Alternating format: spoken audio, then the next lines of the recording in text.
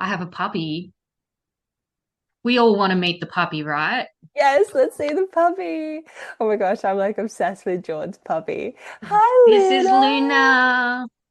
And she's had a big nap, so she's full of Oh energy. my gosh. So she's like, Hi, Luna. hello. Okay, Let's I'll see get rid of friends. her. Okay, I think my cat Simba's in a box over there somewhere. So if Yeah. there's like crashing, that's Simba trying to get out of the box.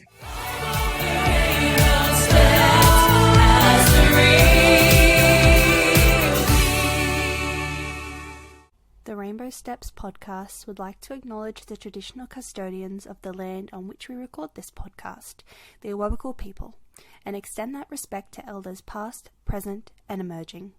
We would also like to pay respect to any Aboriginal or Torres Strait Islander peoples listening and acknowledge the lands you are on today. Always was, always will be Aboriginal land. Welcome to the Rainbow Steps podcast, where we talk about faith, life, culture, and trying to follow Jesus through all the chaos. Hey, I'm Jord, and my pronouns are they, them, and I am an elder at Adamstown Uniting Church. And I am Sophie. My pronouns are she, her, and I am the online coordinator here at Adamstown Uniting Church. And today we're going to be talking about hope amidst suffering, which was the theme of last Sunday's sermon. I actually really liked this sermon. It was so good to have Greer back. The week before we had the wonderful Rev Kev from New City, Maitland, and he was fantastic. But it was so great to have Greer back. I missed her, like the way that Greer speaks. I feel like it really suits Adamstown's vibe, and Mm. it's just so like I love the stories she has to share, especially the one that she had last week, which was, obviously with Mother's Day.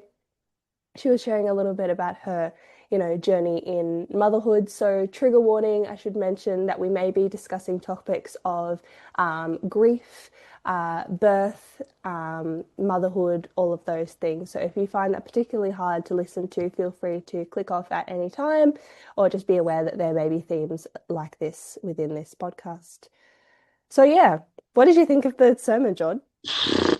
Well, Greer has been away for, feels like forever, but it was a week and a half, 2 weeks, something like that. Yeah, And I reckon she came in hot. She came in red hot. I'm going she to sure rate did. this one a 9.8, this sermon. That's high. Yeah, so I'm going to start rating the sermons. I reckon Heck that's the yeah. thing. That's Um, good. she came in with a lot of energy because she's, had that break, uh, filled a cup up, and it wasn't what I was expecting. Mm, Um, it is a really tricky topic, it having is. hope amongst the suffering, especially when you bring in faith and Christianity. Um, it's really not what I was expecting, but Yeah. with the birthing story and and how she wrapped it all up into that, leaning into pain too and the Mm. suffering. So I was just, yeah, a bit mind blown when she started talking about it, but it made total sense. Oh, it definitely did. And, as somebody who isn't a parent, it was really Mm. interesting and really informative to kind of think about it like that. I'm surrounded by a lot of women who are mothers in my life, and when I think about them and their journeys and their struggles, it's really hard to kind of put yourself in that situation, right? Where you go, well, you're in pain, but you just kind of got to get through it, kind of thing. But Mm. you don't think about it like in the sense that like you know, there's a way to get through it while still holding yourself together. Usually when, you think about pain, it's, just get through it as quickly as possible. And, I myself personally, I'm like, just try and ignore it, and, because It's it'll like just go that. away. Yeah, it's like that Yeah. roller coaster story she gave where she's like, I'm up on the roller coaster the first time. Mm, I'm like, tensing my body and trying to resist the whole experience. And then she smashes out the second time and yep. she's like, hey, I'm just going to let this go. I'm going to Yep. relax my body and just flow with it. And the experience was totally different when she Yeah. you sort of succumb to it and you Yeah. give in to what the experience is giving. And that's not to say, hey, let's all just, accept the pain and it's going to be okay and everything like that. But there comes a point in a time where sometimes just going through the pain and sitting with it and sort of being okay with it. Mm. It's an experience. We all experience joy, happiness, and love and great feelings, but there is also some pretty gnarly experiences that aren't pleasant, but we Mm. can try and make them the best we can with what we've got. And the pain sort of, well, for me personally, sitting with pain, I've found that it's still there, but it's not as bad. Mm. And the intensity's not as bad. So, yeah. Yeah, I like what she said about letting it come in waves, especially when she was in labor and giving birth to her children, specifically her third daughter, how she just kind of let it, Mm, her third daughter, her third child, like she just let it like, come in waves and, she acknowledged that it was there and it was going to be painful. And she just let it come over her because she knew it was going to pass. And then it just kind of subsided and she knew it was going to happen again. But I think that that's really helpful to think about, and that's something that I probably need to take on in my own life is that pain's going to happen. And if I just push it to the side and I ignore it, I'm actually making it worse for myself. So if I just kind of, take it in and let it come as it does, mm, then it will pass in as peaceful way as it can. It's not yeah. always going to be peaceful, um, but it'll make it just a little bit more bearable, like being graceful with yourself and just letting yourself experience that and know that it's not a negative thing, like to feel this way. Yeah, If it's a that makes tricky sense, concept. it Yeah, it's is. a tricky concept. At the moment, I've had a new piercing, and I was laying in bed last night, and it's swelling up, which isn't a good sign. Mm. Um, but like I was saying, I've got this new piercing, and it's not a great sign, the swelling and stuff. But ChatGPT says, it is possible. So Yeah. I've been having the ice packs on it. But last Mm. night I'm laying in bed, and I'm like laying there, and I'm like, geez, this really hurts. It's throbbing, and I just laid there, and in my mind, I let it be, and I kind of, it's a weird concept to try and explain, but I kind of just closed, I had my eyes closed and I let my mind actually wander into the pain Mm. and wander into the feeling and feel the whole sensation of my ear. And I was just like, it kind of helped in a weird way. And I Mm. was just like, look, the pain's there, it's throbbing. This is an experience. It's going to be okay. And it kind of helped. And I just went back to bed and accepted that. It's a weird concept to go into your brain and shift in and flow into what was going on instead of trying to ignore it and trying to, push it away. I kind of pushed into it. Yeah. So, yes. But it was interesting to hear. It's not what you expect at church to hear birth stories No. and a minister going into such raw detail about their experiences with childbirth. It's just not really talked about, especially in that arena. Mm. But I really enjoyed hearing it, and then it wrapped around to what what we've been doing in the Bible and what we've been learning about in the Bible. Yeah. And one thing that I was thinking about when she was, being so open and honest with us is that it's kind of like really hard to speak honestly, at least for me, like speak honestly at church sometimes. And Luce, my husband and I were talking about how as Australians as well, we're kind of, Yeah, conditioned to just, yeah, pretend that we're all right. everything's okay. Yeah, you ask, oh, how you going? Yeah, I'm not bad. I'm all right. How about you? Oh, yeah, Yeah, not bad. And we just have these interactions with people that are just so like surface level. yeah, And even if you were absolutely falling apart at the seams and everything was absolutely not okay, we've still been conditioned as a society, as a culture, to just go, yeah, I'm all right. How about you? yeah, And especially at church, and I find this as well because I am quite young in our church congregation. We have quite an aging, congregation at Adamstown. And At the sometimes moment, at the moment, I at the reckon the youngins are moment, coming. I I think reckon they they're are coming. too. They are too. The teen seems very cool. I saw some of their TikTok videos. But yeah, like I find it hard, like as a young person, to have meaningful conversations with our older members because I haven't really been surrounded with many older people growing up. So I kind of feel like there's not like a language barrier, but there are some times where I am talking and like talking to someone and I mention something or I say a specific word and I just see their Yeah. eyes glaze over and I Hey, can I go, oh have my that gosh. with you. I have that with you. So I'm nearly 35, and how old are you? You're in your early, I'm 23. yeah. And Yeah. sometimes even you say stuff and I'm like, I don't know what that means. Yeah. So it must, we have people in their 90s Yeah. and they're just like, I don't understand. What is she going on about? No, Yeah, literally. yeah, And so like that's why I feel like sometimes it's hard for me to specifically, be honest at church and like specifically like look okay, feel okay. And we have a pretty good culture at Adamstown where most people, and I do say myself in that because I do feel comfortable to be myself to a level that's like, socially acceptable, right? Because yeah. that's just me. Time for a brain break. Pause and go and grab a drink or have a stretch. The episode will resume shortly.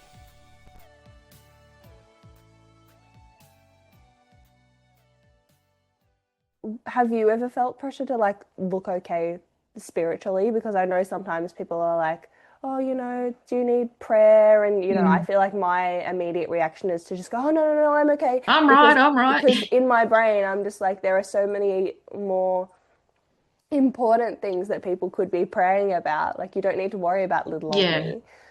And there's more important people, kind of their problems are bigger. Yeah. But oh, yes, I do. Especially like we all play a role at church. As an elder, you're in this leadership role and you're like, oh, okay. And it can be really, really scary to show that vulnerability of, hey, I'm not okay, because you get Yeah. scared. You get scared that people aren't going to think you're capable. They're going to Mm. think, oh, George's having this rough time. Let's pull them away from tasks to give Mm-hmm. them a break, that you're going to lose your autonomy in choosing what's right and wrong for you when you're going through a hard time. Yeah. But generally it's a pretty vulnerable thing to say, hey, I'm having a rough time. Just as a human being in society. Um, because naturally you don't want to be seen as a weaker or struggling and not capable. So yeah, I have struggled with that. I tend to I have I have people in the congregation and they're certainly my family and I love them dearly. And I provide pastoral care to people, but I would say I rely on a closer sort of knit friendship group for that more support of Mm. my emotional stuff, just so I just feel like so I'm not bringing heaps of stuff into the whole congregation. Mm-hmm. And I trust those people and I trust everyone, but you just got to build, especially because I have the complex trauma, Mm. building those really, really close bonds where you can be vulnerable is really hard. So I have a few people now in the congregation that I'm like that, and I think it will build. It Mm. just takes time with other people, and sometimes at church we don't get that time and we Yeah. don't get that situation and the environment that's right for that really, really deep conversation. Yes. Yeah. So true. Um, like everything's fast moving. We've got the service, then we're out at morning tea, and it's not probably socially appropriate. Yeah. For some people, it is, and that's great. But for me, I'm a little bit more reserved, and I need a quieter space. Um, pretty She'll just cat. come to say hello. Just say, hi, everyone. I'm I just need going to that. sit here. Are you talking Everyone's into the welcome. microphone? Everyone's welcome. Yeah, if you have furry friends at home, please go and get them and give them a cuddle. No. Yeah, so it's just about having that right time and the right people and building on those relationships to be able to go that deep. But generally we're pretty good. If I'm having a bad day, I'll say to people, oh, I'm having a bit of a crappy day. We don't go into huge detail, but Hmm. then people know to give you a bit of space and a bit of room to move. What about you? It's hard, especially as somebody who kind of grew up in a family where, you don't let anybody see your weakness kind of Mm, thing. It's like it's been really tricky because I'm simultaneously like an open book where like if somebody asks the right question, I will literally like talk at you for hours. And then it's like me on the other side where it's like, oh, hang on, I actually have to be like socially acceptable and, what is socially correct in this situation. I remember when I actually came to church physically for the first time, I was I was cornered by Malcolm. If you come to church, you always know that we have one of our wonderful ministers in association, Malcolm, and he really likes to get to know new members yeah. when they come and visit. And so when I came and visited for the first time, he came over to me and he was asking about me, what called me to come to Adamstown Uniting Church, and just kind of what was my story. And I think I literally for lack of a better term, I literally trauma dumped on this poor man. I was literally like we were That's in the Malcolm though. That's it Malcolm. He is. likes to crack open and like just pull it back straight away. He does. And so like I literally think that we were in the foyer after morning tea for like maybe 45 minutes. And I was just like it was just like word vomit. Like it just kept coming. And then I kept coming back and he kept checking in, and he, even to this day, Malcolm, always checks in and, makes sure that I'm doing okay because of all of those things that I shared with him. He like, makes a conscious effort to, check in. And I think that that's a good thing. And then, but it's tricky when, you're trying to be vulnerable and open with a whole group of people, right? Because then you kind of feel, well, especially for me, I feel like I'm like making it all about myself, and Mm. it's not all about me. Um, and so like being vulnerable with maybe one or two people, I'm like, yep, okay, I can do that. Like, that's manageable. But, being vulnerable with a whole group of people is a little bit trickier for And me. it's multiple reactions to what you're It saying too. is. You can't gauge like, Billy over in the corner may react this way and Sarah over in the corner may react this way and this Mm, person, and it's just like I think at the core of it is yeah. fear of judgment. Um, yeah, But I feel like as long as you have at least one person or two yeah, people, that you feel like you can go to, then that's kind of really all you need, and you don't have to push yourself too far. Sure, it's like a good thing to challenge yourself sometimes to be like, hey, I'm actually going to be open and vulnerable with this person because, you never know, it might help little somebody baby else. steps. Yeah, But especially when dealing with, big emotions like grief, that's really the time where, just find the people that you feel the most comfortable with because that's what you need in that moment. You kind of need yeah. that support. So yeah, And for watch me, like watch your said. sometimes, sometimes you just want to come to church and like I don't know if it's healthy or not, Mm, whatever, but it's just what I do. Sometimes when you have, stuff going on and you're emotional and stuff, you just want to forget it and you yeah. just let it go. And for that hour that church is on, or that hour and a half you're there, you just let it go and you forget about it. And it's like you're in this little world in the church, and Mm, then you just get a break from it, and yeah. you're just like, yeah, you have a little break for an hour and a half. It really does kind of feel like a warm hug, like when you step Yeah. into church. It's like, oh, I'm home. And it's like sometimes you don't even have to say anything Mm, and you still get that warm hug because you're yeah. just at church. Like, I know that when I walk into church, I'm gonna get a big hug off Greer. Chris is gonna walk up to me and she's going to be like, hey, sweetie. And she's like the nan that you've always Oh, wanted. she gives the best hugs. Oh my gosh. And like, I just adore her. And like, you know, she'll just give you a big hug. It doesn't matter if you're having a bad day or a good day, she'll give you that massive hug. And she's so snuggly. And it just fills your cup up. And then you just walk around and you're like, hey, hey, and we give hugs or we just say hello. And it's just a big, warm Adamstown hug, basically. And we just all come together. We may be sad, we may be happy. It doesn't matter where you're at. We just come in and we just, yeah. Yeah, it's really great.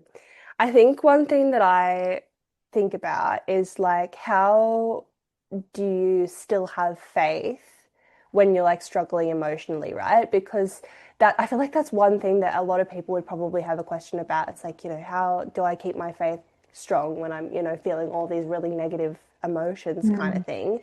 And I feel like I don't have the answer to that question. But Especially as a Christian too. yeah, oh, absolutely. And it's hard, and I think especially so, trigger warning, I'm just going to be talking about pet loss briefly. So a little while ago, we lost our little kitten, Sahara, after she had complications with feline coronavirus.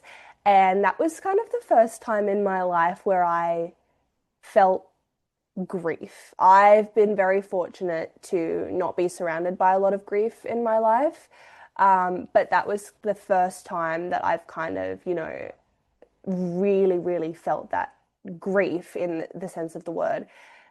And I remember I was driving in the car one day and I was just praying over and over and over. I was like, please, Lord, please save her, please keep her safe, please do everything that you can to keep her with us, kind of thing.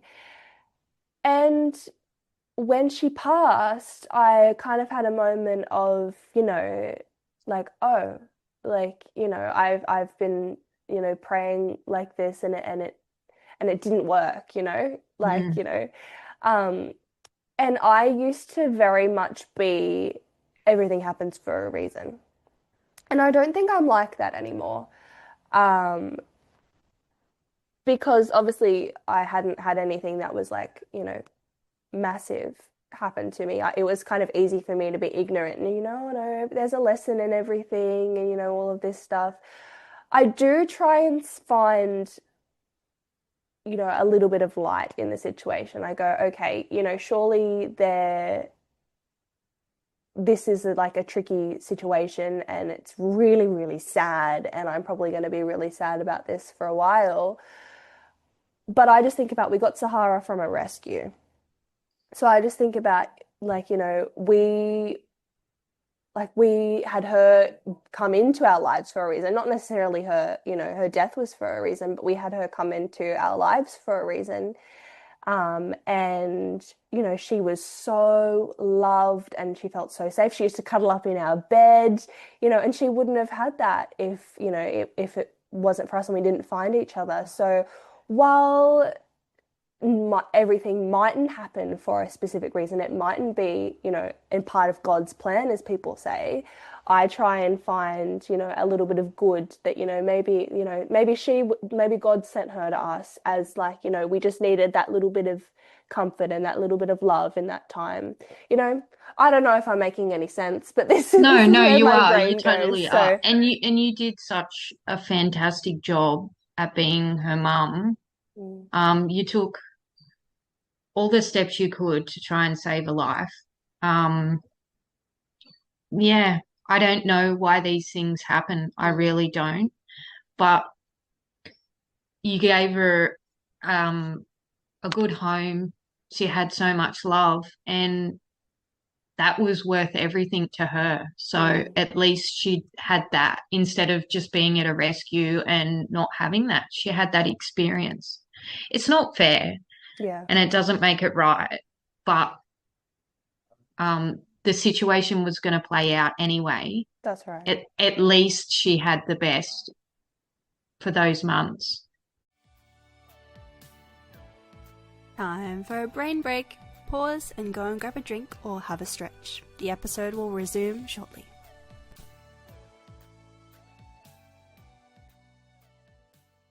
Well, I didn't really I've always had faith, and I've been through some pretty rough experiences in life,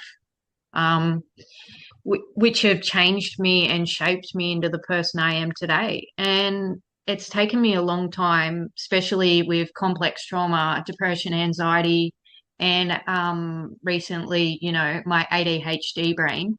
I just thought that I was just who I am until someone's like, hey, just want to let you know this is what's going on, and I can understand it more. So, and I love who I am, and that's taken a long time. I love who Jordan is. These experiences have shaped me, and while I don't recommend them, and I would have liked things a little bit easier, I wouldn't necessarily change them. And I know people say that, and it can be kind of toxic. It's like, oh, well, I wouldn't change anything. So I do realize that it's not for everyone, but I only have what the past is and what's happened. So I have to try and bring some sense of understanding to it and healing to it to be able to move forward. So when you brought up that question, actually, I was thinking about my trigger warning death. I was thinking about my brother when you brought up that question, and which is a really hard topic. He passed away when he was 30, and that was in 2020, so just over 6 years ago. And it was probably one of the hardest things I've ever had to pull myself out of. Prior to that, I'd gone through so many experiences in life that were shit, but my brother's death hit me like a ton of bricks. I'd experienced grief and death before, but it was different with my brother because he was my best friend, and it was so sudden, and there was really no warning. And to make sense of that as a Christian, it kind of blows your mind, and you kind of can't make sense of it. But through that experience, I found Jesus, which is hard for a lot of people to understand, how you could find Jesus in such a traumatic time. But I think I spent a few months after he died just basically laying in a room staring at a white wall. And my daughter was 18 months at the time, and I just couldn't get up. I couldn't function. I could barely talk to people. I could barely eat. I'd lost a lot of weight, and I was really, really mentally not great. And as I spent the time in the room, I just was so done with life, and I just was like underwater trying to find something to get me up into the air, because the pain was just it just hits in your soul, and the pain stops you. It's like a big stop sign, and you're like, I can't go on any further in life. And I suppose, the turning point was when the last resort is God, isn't it? And I was in my backyard, and, I think I've said this to you before. So if him up in the backyard screaming at God, asking why, and trying to understand how I was going to move forward in life for the rest of my life, carrying this huge, big grief. Because at the time it felt like this big rock on my back, and I just could not take another step forward. And, a week later, I got a phone call off Jenny offering me a job at a church. And the moment that I got that phone call and it happened, it was just like, when I was in the backyard and I was screaming and that, I did finally just break down and lay on the grass, and I did have a resemblance of peace. But when I got that phone call, something in me just was like, it was just like a rod. And I was just like, God is here with me. Jesus is listening, and there is going to be a way. I just don't know how right now. And I need to get up at the crack of dawn and go and scrub toilets at this church because I don't know why, but I'm going to get on this bus and cross across town and trek and do this. And it was just, I don't know, it was like a firecracker up my bum, as Rev Ness of Filthy Hope would say. Um, and it was just this, I just had this new renewed will to live and this will to go and serve this church. Mm. I can't explain it other than it was just God like saying, hey, I've got plans for you. Hang on. This doesn't make sense right now, but it will. And then a couple of years later after that, like and now we're 5 years down the track, and I'm an elder at church, and we do the tech stuff and all the stuff we do at church. And yeah, I love my life, and I love the things that I've achieved, but also as a congregation and as a team we achieve. And it doesn't mean the grief's gone. Mm. It doesn't. And it doesn't mean that Jesus or God or the Holy Spirit's magically healed me. I still have bad days. I'm on the right medication. I have therapy. I have a whole congregation that's like a family that wraps me up and helps me. Some days are worse than others, but with God and Jesus on my side and having that relationship, I just feel like while it still hurts, there's maybe a reason why I'm alive and a reason why things happen the way they happen, and that my brother just got really, really unlucky, and that's just how things work out. Sometimes life just works out the way it does, and it's personally for me, I don't think God picks and chooses who dies and lives. They just play out the way they play out, and they hurt, and it sucks, and it's not right, and it's not fair. But all we're left with anyway is how we react to it and how we move forward. So, yeah, that's so right. Like, and I think a lot about how, not that, God has a plan for everybody, but I feel like, sometimes when I have a plan for my life, like that God's just up there going, actually, this is what's going to happen. And, and sometimes things happen to me and I'm just like, what? Like, what, why? But then it ends up, becoming a really good thing, So sometimes things, and, death is really tricky.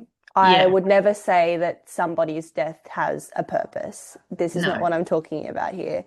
I'm saying when something else happens that's negative, in the moment, it might come out to be something that has a positive outcome. It just feels different in the moment.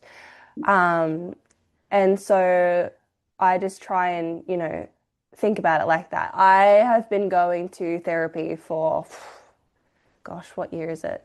Like 5 years now, right? And I still, am going, I have to have a plan for my life and I have to, have everything figured out and all that stuff. And when I kind of had like a revelation that it was like, you know what, if I just go, hey God, here you go. Here are all my plans. You just, figure it out for me. It's, for me personally, I'm not saying this is going to work out for everybody, but I found that to be really comforting. I think also, like on my faith journey, for me, it's like giving that trust to God.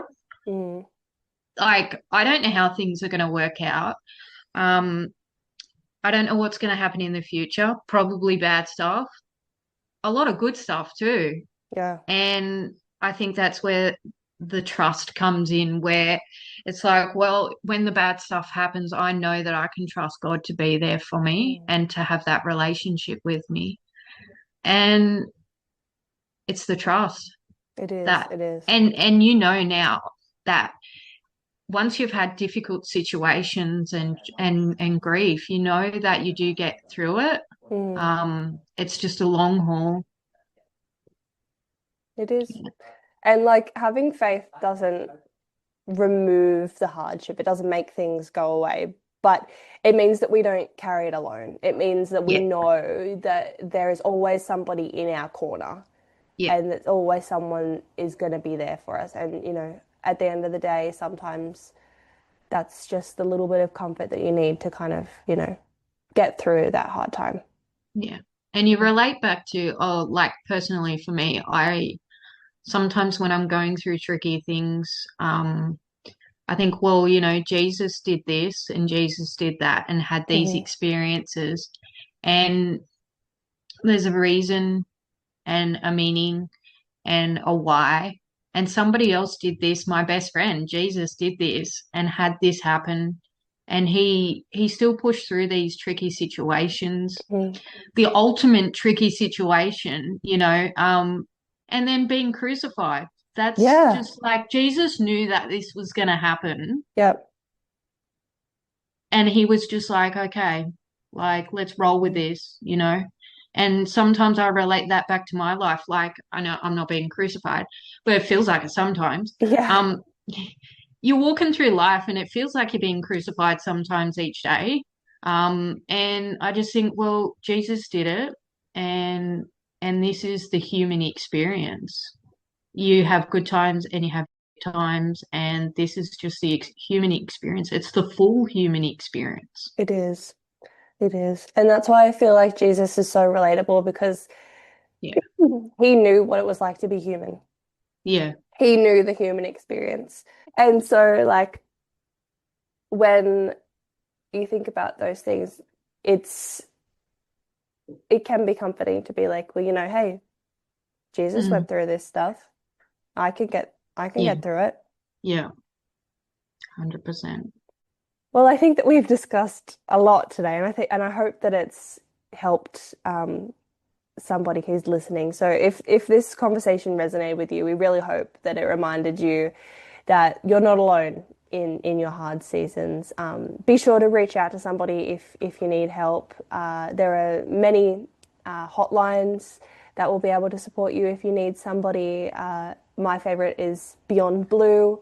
There's also Lifeline, the MensLine, and 13 Yarn for Aboriginal and Torres Strait Islander persons.